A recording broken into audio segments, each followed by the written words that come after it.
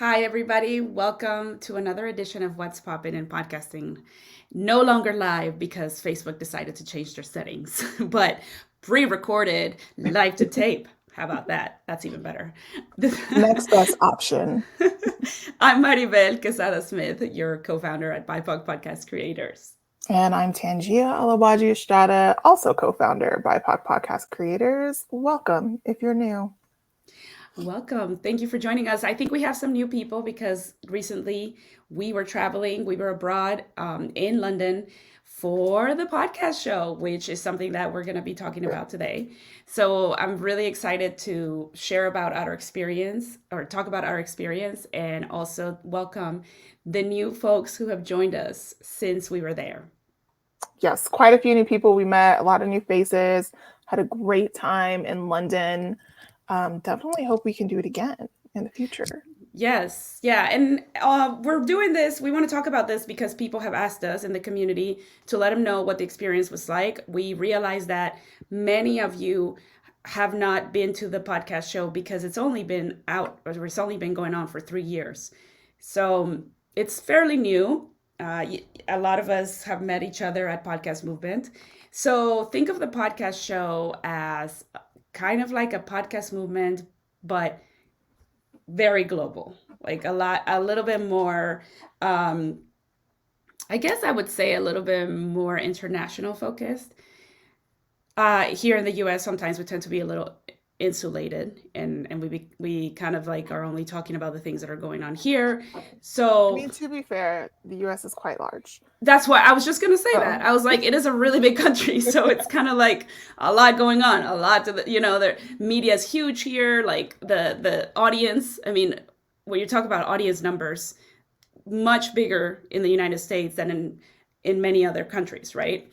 So obviously, that's why I think it's important to also travel and go speak to other people about media who are in other parts of the world. And to me, that was one of the best parts about attending the podcast show. I felt like I learned a lot. It was one of those, how I felt? I felt like I was there to listen and observe. Yeah. And that was kind of my mode all the whole time we were there. I don't know about you. I mean, after we both recovered from jet lag, for sure. The jet lag this time was insane. It was some of the worst jet lag I've ever experienced. I don't know what was up with that. And I've been on longer flights, so I don't know what the deal was. But we both had out-of-body experiences where I was like, I feel like I'm floating above my body. Yeah, so if there was something that I would adjust going back maybe next year, I would probably fly out 2 days ahead instead of one day before. For sure. Because like we got there the morning before we spoke, not even 24 hours before we had to be on stage. And I think that was a mistake because I thought we had it on log. Like, I woke up that morning feeling fine. I was like, I got this. I didn't even get jet lag. I'm so amazing. And then as you were a mess, and I was like feeling like by afternoon, but I was fine and I just tried to ignore it. But by the next morning, I felt like I was maybe gonna die.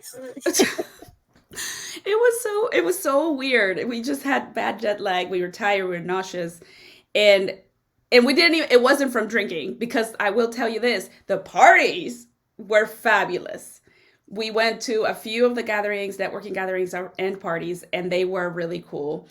Lots of alcohol was flowing. So obviously you might make the assumption like, well, it's because y'all were out. No, we went home at a decent hour. We had a proper dinner, and I think jet lag just got both of us. So that would be the one thing. I think next year, 2 days ahead, rather instead of the day before.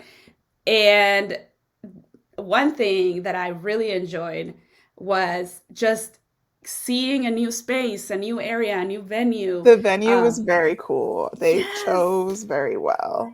For sure. Yes, tell them about the venue, because we did a couple videos on Instagram. We did. So if you didn't see those, there's some video of the venue on Instagram right now.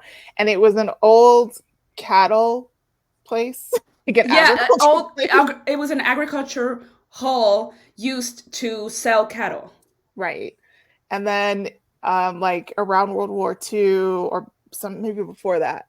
Yeah, around that time. Yeah, it was either one. I think it was one or two, but can't remember. It shut down. Yeah, they shut it down. It was abandoned. It just sat there. It was like crumbling. And then in the 80s, some developer was like, I think I'm going to buy that and turn it into a something. They didn't know what.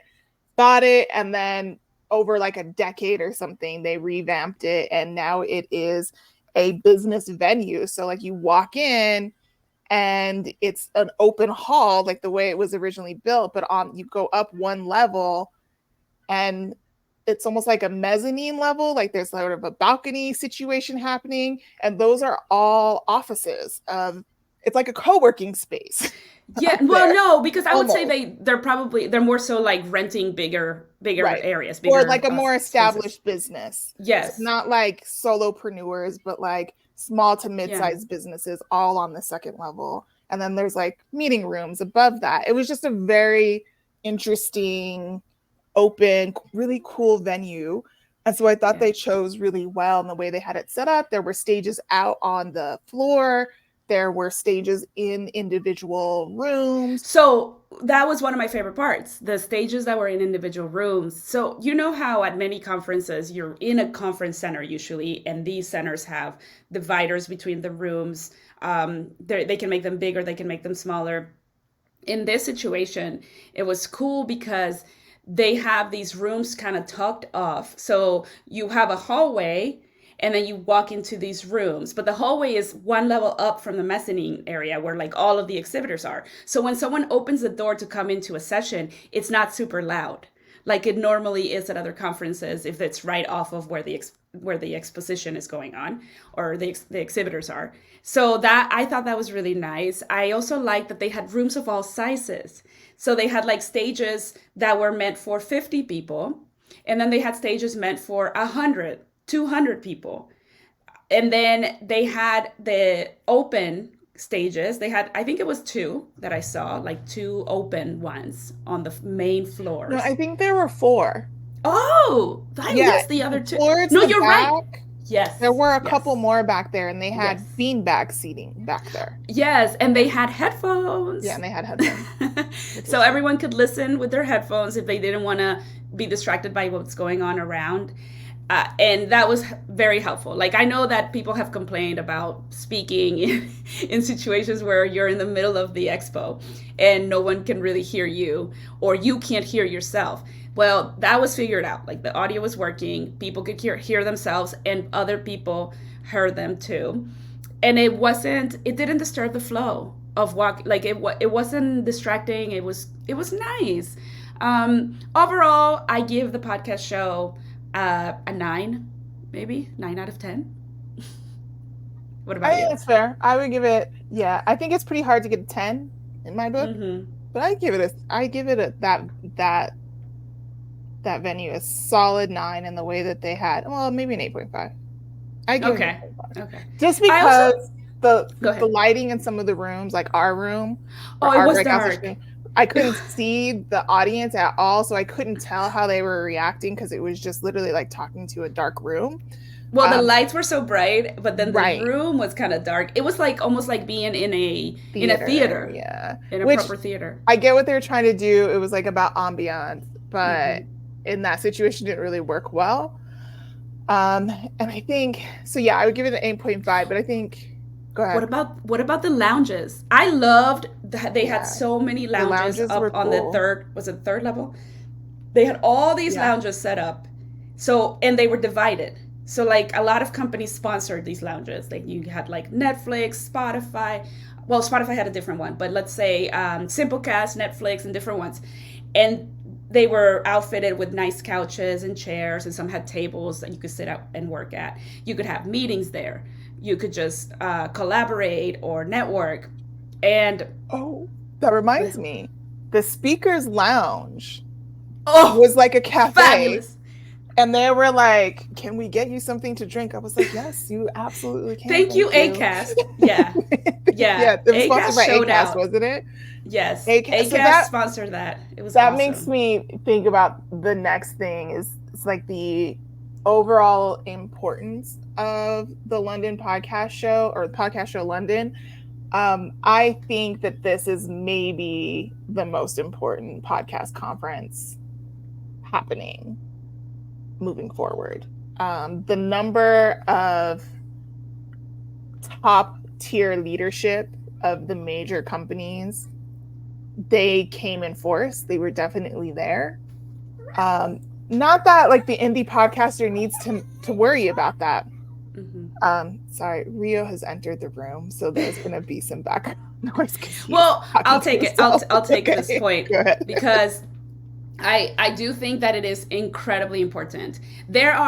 I do think that there are conferences for different types of audiences and for different types of goals. So I agree. The podcast show being where it's at, like situated in Europe, having that a bit more of a global reach. It's not that hard to get to London. I mean, yes, for us it's a little harder because we're all the way on the West Coast, almost practically the West Coast. But in general, it's easier to get to London if you're anywhere around in the world. So a lot of people come to that because it's not that hard for them to access the city. It can be expensive, but that's another thing. I would say that for industry folks, like people who are in the industry, definitely super important to go. As an indie creator, I've yet to see, like, I think I need more. I think I need the next year to come so that I can like really feel more comfortable and embedded in that. Like I said, this was my first experience, so I was there to like observe and soak it in. I was very quiet, which is rare. So I was quiet, I was listening, and I was observing. And I saw a lot of community, especially people of color came out, which was great. We had our first ever luncheon for BIPOC Podcast Creators in London, which was amazing. Thank you to Simplecast and AdsWiz for that. But I would like to go back to see like what else we can do for the creator community, like the creator / indie community. They're definitely there. The folks are there. We met a lot of them. We talked to many. But I think that that's an area that it can really be developed. That can develop and grow over time. And it'll be awesome because then you're meeting people from all kinds of places as well. In the States, I mean, podcast movement's great. Like, it's awesome especially for creators as well, to create community, to bond, to grow. It's helped us. We've created a lot of relationships because of that. So I would not discount that by any means. I'm just saying, like, these are things that you need to be aware of, like going forward. If you're serious about podcasting, the London, podcast show might be for you. Is he still in the room? Yeah, he's distracting me. Sorry. So yes, I agree with everything you said. Not to discount any other conference whatsoever. I do think that on an industry level, the podcast show London is, if you're trying to operate on that level, right? You're moving beyond an individual podcast or podcast community, and you're looking at branching out and meeting other players in the space, then this is probably the one that you want to try to be at if you have the resources. Of course, like, it's not cheap, right? Mm-hmm. You have the airfare and the accommodation and travel, like all of that. It all adds up. We spent a pretty penny going to this show, but I think it was worth it, especially when we are talking about the community, right? So like we had that, like, the cocktail hour with AdsWiz Simplecast, which was great. It was an intimate crowd, but it's like a super engaged crowd, right? And their feedback was very positive, and they were very much like, yes, we need something like this here. I heard from a few people that said, we find it difficult to build community, particularly like a multicultural community around anything. It's just, for whatever reason, it's just difficult to do here. There was a lot of people talking about how, like, they were saying they in Europe have a harder time having the conversations around multiculturalism and race and ethnicity, and they were like, Americans are just like so direct with it, and it's like you're just willing to have the conversation, and it's not that big of a deal. And I was like, well, it's a big deal, but we're I wouldn't go that far. I wouldn't go that far, right? But thank you. I guess. But we have those conversations all the time, and they, my impression was that they feel sometimes a bit stifled in having that type of conversation, or just being very not even just being vocal in general about multiculturalism on any level. And so like, we really feel like we need this. We'd love to see more of you. So we're trying to figure out, what does that look like for us? Yeah. If you have ideas, we're open. Yeah, 100%. All right, we've come up to our time. So thank you so much for joining us. We had a blast discussing and reminiscing about our experience at the podcast show in London. Please make sure you're on our email list. BIPOCpodcastcreators.com/newsletter is where you'll find that. And then also join our community, BIPOCpodcastcreators.com. You'll see a button there that says join us, and then you can enter our Facebook group and community, as well as be a part of our email list, which will open you up to lots of opportunities, hot tips, interesting news and stories, and helpful information so that you can grow in podcasting and beyond. Thank you all so much for joining us. Tangia, any final words? Look out for coming events. We will post them as soon as possible. All right, y'all. Have a wonderful rest of your week. Cheers. We out.